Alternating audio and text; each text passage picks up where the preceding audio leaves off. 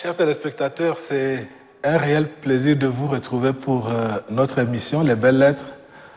Comme chaque fois nous le faisons, nous vous amenons à la découverte de notre littérature et surtout des écrivains qui la font vivre.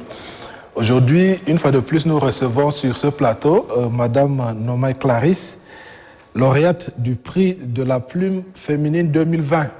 Clarisse est ici pour nous parler de son œuvre Les Chroniques de Tamti, publiée aux éditions Salon des Belles Lettres en 2019.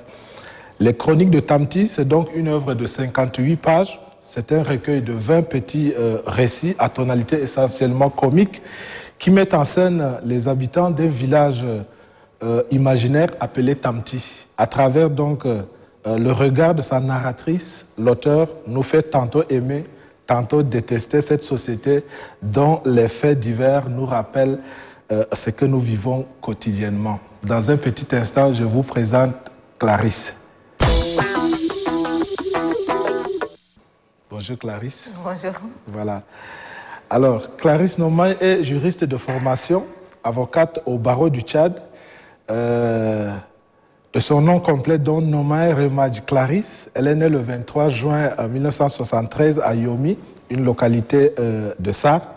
Elle est titulaire d'un master en droit judiciaire privé à l'université de Ouagadougou, Burkina Faso, et d'un master en project management à Houston, au Texas, aux États-Unis. Elle est actuellement responsable du cabinet Nomaï Clarisse ici à N'Djamena. Parallèlement à sa profession d'avocate, Clarisse Nomaï reste très active dans l'univers littéraire tchadien. Elle est actuellement la présidente de l'Association des écrivains et auteurs tchadiens d'expression française. Elle est auteure de plusieurs ouvrages, dont 2 romans, L'amitié sans frontières, publié en 2012, Une famille absolument, publié en 2016, tous les deux chez Edilivre en France. Un recueil de poèmes, Femmes tchadiennes, femmes de toutes parts, publié aux éditions Sao en 2015. 2 recueils de nouvelles, Prisonnières et les Chroniques de Tamti, publiés au Salon des Belles Lettres en 2019. Une nouvelle, Marie se mariera au paradis, paru dans le recueil collectif Charivari, aux éditions Lupepo Yaoundé en 2016. À cause donc de cette œuvre prolifique, elle a reçu donc, comme je l'ai dit tout à l'heure, le prix littéraire de la plume féminine en 2020. Chers téléspectateurs, nous entrons donc dans le vif du sujet, qui est donc les Chroniques de Tamti, ou alors le recueil de nouvelles. Clarisse, une fois de plus, bienvenue. Merci, c'est un plaisir d'être là. Voilà. En lisant donc cette œuvre, une fois de plus, je me rends compte que vous avez une certaine attirance vers les nouvelles et surtout les récits, comme ceux que nous sommes en train de parler de cela. Y a-t-il une raison à ce choix de genre peu élaboré, c'est-à-dire pas vraiment long, pas assez volumineux? Non, en fait, je suis partie d'une expérience. En fait, les Chroniques du Tamti sont c'est une chronique des petites nouvelles. Oui. Bon, j'ai ajouté d'autres que je publie souvent sur ma page Facebook. Je faisais ça chaque vendredi. Je publiais des histoires qui se passaient dans un quartier que j'appelais Tamti. Donc, quand j'ai vu qu'il y a eu assez d'engouement, j'ai dit, mais alors pourquoi ne pas mettre ça sur écrit pour la pérennité, surtout des personnes qui n'ont pas accès aux réseaux sociaux. Donc, c'est comme ça que les Chroniques de Tamti sont nées. Okay. Alors, le recueil est constitué de 20 bouts de récits. Comment avez-vous fait pour recueillir tout ça? Est-ce que c'est vous qui les inventez ou c'est des histoires réelles? Non, en fait, j'invente, j'ajoute, mais c'est souvent inspiré des discussions avec les autres, de ce qui se passe dans mon environnement et de ce que je vis aussi avec les autres. Donc c'est tout ça qui constitue un peu les histoires qui se résument dans les Chroniques de Tamti. Voilà. Oui. Dans une grande partie de votre œuvre se retrouve un cadre spécial commun, un pays imaginaire ou alors le village imaginaire appelé Tamti. Ouais. Quelle connotation vous inspire ce lieu mythique, Tamti? Est-ce que ça a une signification quelque part? Non, en fait, c'est un peu un quartier imaginaire où se déroulent un peu toutes les histoires que si chacun de nous voit bien, se retrouve dans ces histoires-là. Mais c'est un peu des histoires imaginaires, mais des histoires basées sur nos réalités. Et donc, Tamti, si je vous ramène un peu dans ma langue maternelle, je suis perdue. C'est ce que ça veut dire. Donc c'est un quartier où on est perdu, mais on se retrouve, on cherche. On cherche à se retrouver dans ce quartier. Et il y a plein de faits divers là-dedans. Alors, dans vos précédentes nouvelles, Prisonnières et les autres, vous amenez souvent vos lecteurs à s'apitoyer sur le sort des personnages avec des sujets assez graves. Mais dans les chroniques de Tamti, les thèmes sont plus amusants. Qu'est-ce qui explique le changement de ton? Non, en fait, dans la vie, on ne peut pas être sérieux à 100%, tout le temps, s'apitoyer, être triste tout le temps. C'est ce que la petite expérience de la vie m'a apprise en fait. Donc, je voudrais amener les gens sur un autre terrain, le terrain de la réalité, où la tristesse, la joie, le bon vivre, et puis un peu de la dérision se retrouve je voudrais un peu amener les gens sur ce terrain-là. C'est pour cela que les chroniques de Tamti sont nées. Ok. Oui. Bien, dans la première chronique intitulée Les désolations de JP, voilà, JP, parce qu'il est vilain, il n'a jamais réussi à garder une femme au foyer. N'est-ce pas, on dit communément que la beauté est dans les yeux de celui qui regarde, ou bien la beauté d'un homme ne compte pas. Mais ici, vous voulez nous lancer un nouveau débat sur la beauté des hommes. Non, mais dans tous les cas, dans tous les cas, il y a quelque chose qui attire une femme chez un homme. Peut-être quelque chose, ça peut être le bout de nez, ça peut être les yeux, je sais pas. Mais on ne peut pas dire qu'un être humain, enfin, un homme peut être vilain à 100% des trucs. Mais la preuve, dans les désolations de JP, il a trouvé quelqu'un qui l'a aimé, même s'il prétend être vilain. Donc, quelque part, chacun de nous a quelque chose de spécial à offrir à l'autre. Même si le monde entier pense que tel ou tel est vilain ou autre, il y a quelqu'un de spécial qui trouve quelque chose de spécial en cet être-là. Okay. Donc voilà, la femme de JP a trouvé quelque chose de spécial en lui. Alors, dans la chronique Erreur sur le destinataire d'amour, que voulez-vous dire? Qu'on ne doit pas utiliser des intermédiaires en amour, ou alors que les hommes sont animés parfois par des jalousies mal placées? Non, en fait, c'est juste pour mettre un peu, je ne sais pas, ensemble les nouvelles technologies de la communication et les anciennes méthodes de déclaration d'amour. Avant, je ne sais pas si vous êtes de la même génération que moi. Oui, voilà, c'était les lettres d'amour, c'était les cassettes qu'on envoyait à nos amoureuses, des choses palpables. Parfois, on peut faire toute une semaine des tours autour de la maison de l'être aimé sans le voir ou sans la voir. Or maintenant, c'est rapide là. Voilà. Alors que JP ne s'est pas adapté à la nouvelle méthode. Donc, a utilisé l'ancienne méthode et c'est tombé dans les mains d'un mari jaloux, alors que c'était destiné à sa fille. Lui, il pensait que c'était destiné à sa femme. Donc, c'est là où la colère du monsieur s'est déclenchée et ça a donné ce que ça a donné. Et ça a donné l'occasion aussi à JP de se rendre compte que les temps ont changé et qu'il faut changer de méthode. Utiliser les SMS, les WhatsApp. Ok. Alors, dans une autre chronique intitulée La définition du mot indépendance, lorsque le chef du village a demandé à toutes les composantes de sa population de définir l'indépendance, chaque groupe a donné une définition qui touche un peu l'ego d'un autre groupe, avec qui, voilà. Alors, sauf le groupe des filles a fait la différence. Pourquoi seulement les filles?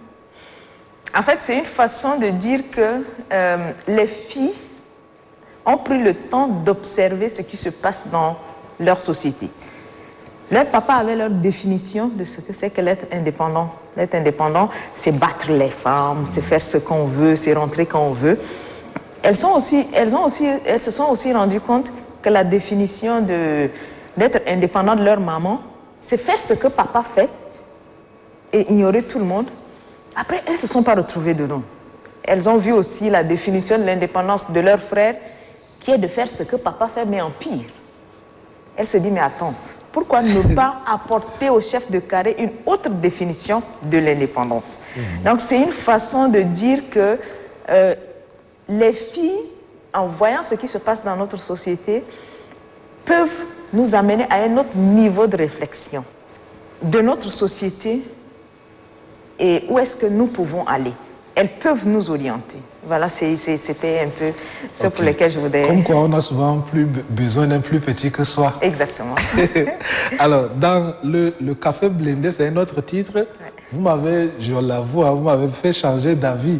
Parce qu'au départ, je pensais que vous ne faisiez que la peinture d'une société masculine, machiste.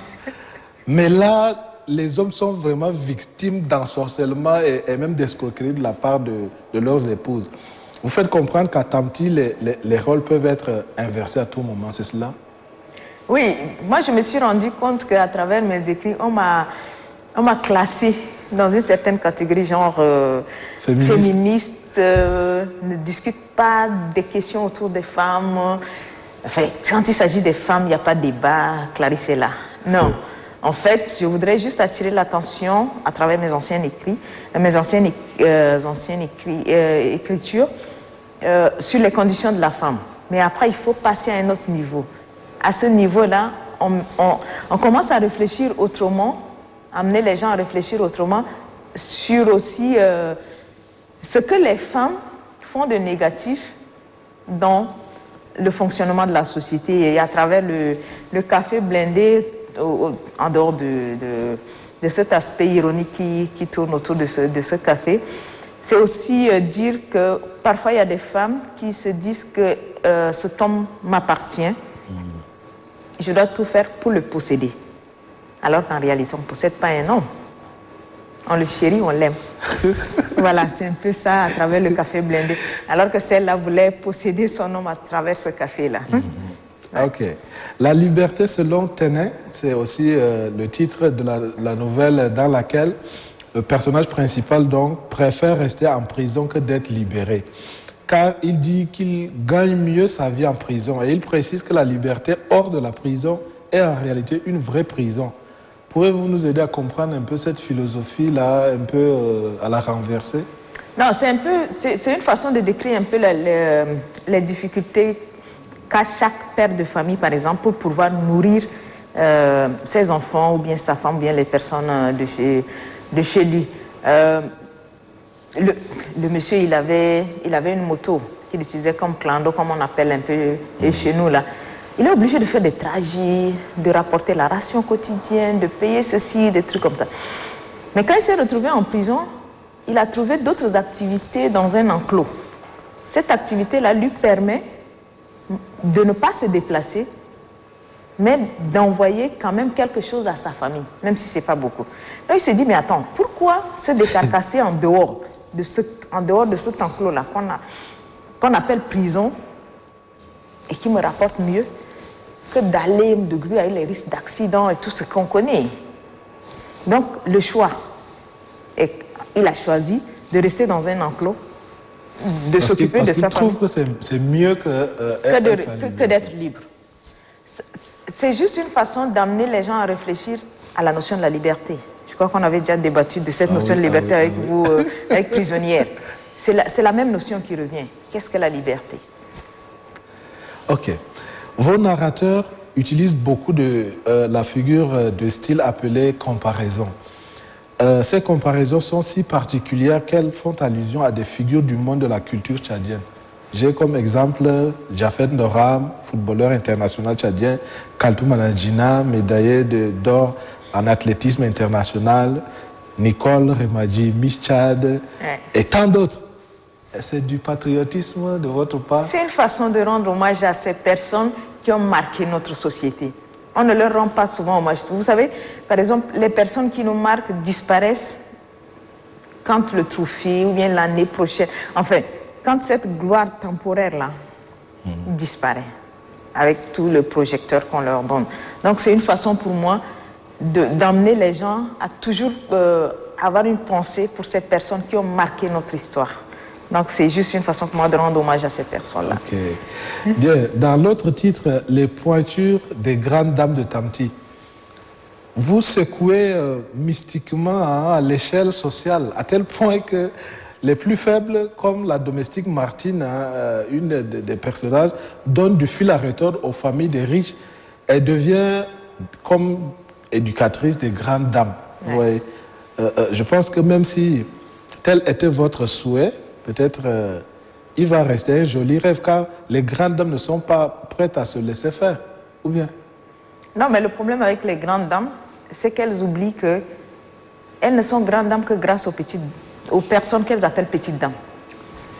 Parce que quand vous sortez de chez vous pour aller vous occuper de ce que vous appelez grandes activités, vous avez des gens qui s'occupent de votre vie. Maison. Ce sont ces personnes-là qui nettoient chez vous. Ce sont ces personnes qui s'assurent qu'il y a de la nourriture quand vos enfants rentrent de l'école. Ce sont ces personnes qui s'assurent qu'il y a de la nourriture ou que la maison soit propre quand vos maris rentrent. Donc il n'y a pas de grandes dames, il n'y a que des dames. Donc c'est une façon de ramener ces personnes qui s'appellent grandes dames-là à la raison et de donner de la considération à ces personnes qui les remplacent pendant qu'elles sont absentes. Effectivement. Effet secondaire, c'est le titre qui fait comprendre qu'à Tamti, rien n'est au hasard. Tout handicap a toujours une cause mystique. Le malheur qui nous arrive est forcément l'œuvre peut-être du voisin. Hein. Quel coup dur pour le vivre ensemble? Ah non, ça c'est une réalité de Tamti, ça peut être votre réalité, ça peut être la réalité d'autres. Il n'y a rien au hasard dans notre société. Aujourd'hui, si je tombe malade, je cherche à savoir est-ce que c'est pas le voisin qui est là, qui m'a salué hier soir, ou c'est pas l'oncle qui m'a rendu visite, ou c'est pas le petit repas que j'ai mangé chez l'autre. On cherche toujours à savoir la source de notre mal. Culpabiliser quelqu'un. Oui. On ne cherche jamais à savoir est-ce que c'est pas moi l'origine de mon mal. C'est un peu ça l'histoire derrière effet secondaire. Ok. Bien, les chroniques de Tamti révèlent l'état d'esprit de la plupart de nos communautés. Parce que moi, je me retrouve là-dedans, c'est comme ça que je le dis. Oui. Si nous avons donc des mentalités ancrées dans le monde occulte à ce point, est-ce qu'on peut dire que ni l'école, ni le christianisme, ni l'islam n'a réussi à nous transformer vraiment? Non. Non, non, non. Je ne crois pas que les religions ou la scolarité a réussi à transformer 80% des personnes dans notre société. Moi, je ne peux pas parler de l'islam, mais je suis chrétienne. Quand vous prenez par exemple des chrétiens, quand ils sont malades, quand bien même ça prie un peu, quelques minutes, ils vont chercher la source de leur mal ailleurs. Ou bien, si vous fouillez bien les sacs de personnes qui vont à l'église, il y a toujours un petit gris-gris ou quelque chose de protection. Donc ce sont des choses qui sont ancrées dans notre société. Ce sont des choses que nous faisons cohabiter avec les religions auxquelles nous nous attachons. Donc ce sont des réalités et à chacun d'apprécier, à chacun de voir quelle est la limite et à chacun de faire le choix. Est-ce qu'il faut aller avec le christianisme ou bien avec nos croyances ou bien les protections que nous croyons plus fortes que les religions auxquelles nous nous attachons. Mais ce sont des réalités qui se passent dans notre société. Et ne faisons pas semblant. Ah oui. Voilà. Bien, dans la chronique Doute sur la paternité, les femmes tamtiennes ont trouvé, je dirais, le moyen de fermer la bouche à leurs époux machos là. Parce qu'à vrai dire, dans nos sociétés africaines, en dehors du miracle génétique, de la ressemblance physique, il n'y a pas vraiment de garantie que nous, les hommes, là, on est vraiment géniteurs de nos enfants. Oui, même récemment, avec la modernité, on parle des tests d'ADN, mais on va vous dire que c'est 99%, donc on ne sait pas le 1% là est parti. Est parti où? Seules les femmes savent qu'elles sont mères de tel ou tel enfant ou pas. Parce que c'est sorti de leur ventre. Il y a eu des témoins qui ont vu un enfant sortir de leur... Enfin. Mais un homme, rien ne garantit que vous êtes à 100% le père de tel ou tel enfant. Mais nous sommes dans une société patriarcale. Les hommes se tapent la poitrine pour dire c'est mon enfant, j'ai le droit. Bon, la société vous a accordé ça, on respecte. Mais quand on veut vous taquiner un peu, vous provoquer, on crée un petit doute dans votre tête pour vous faire comprendre. Et tu es à 100% sûr que c'est ton enfant. Dans ce cas, c'est à ce moment que l'ego de l'homme, cette super puissance-là, descend. Et on commence à se remettre en cause. Donc ça, je ne peux pas appeler puissance, mais c'est ce petit quelque chose que nous femmes avons. Wow. Et on le sort le moment venu. Ok. Bien, le gris-gris déçu, c'est une autre chronique où vous ironisez sur l'excès de vitesse et les accidents de la voie publique. Un gris-gris anti-accident, ouais. N'est-ce pas? C'est génial comme innovation ou invention, si ça pourrait être. Ça, par exemple, je suis désolée pour vous dire que c'est inspiré d'une histoire réelle. Il y a des gens qui pensent qu'ayant des gris-gris anti-accident dans notre société, là, peuvent circuler comme ils veulent. À la vitesse qu'ils veulent. Et ils vont rentrer sains et saufs. Malheureusement, le gris-gris a disparu et monsieur s'est retrouvé dans un accident et puis voilà. Mais ce sont des réalités. Il y a des gens qui pensent qu'ayant des racines quelque part ou bien des gris-gris quelque part, ils sont invincibles. Alors, bien, je n'ai pas eu la possibilité de lire vos romans publiés chez Eddy Livre, mais toutes les autres, je les ai lus. On trouve un dénominateur commun, la famille. Ouais. Pourquoi la famille vous inspire autant? Parce que la famille, c'est la base de la société. Quand ça marche dans la famille, nous avons des personnes qui vivent dans une société où ça marche bien. Quand ça ne marche pas dans la famille, nous avons des personnes qui s'exposent à d'autres personnes dans la société et qui mettent en danger notre société. Donc pour moi, la famille, c'est la base de la société. Et c'est très très important de prendre soin de cette famille-là, d'être sûr que papa va bien, maman va bien, les enfants vont bien. Après ces enfants, lorsqu'ils franchissent le portail, on se dit que ce sont des personnes bien portantes qui vont à la rencontre des autres. C'est pour cela que la famille est importante pour moi. Ok.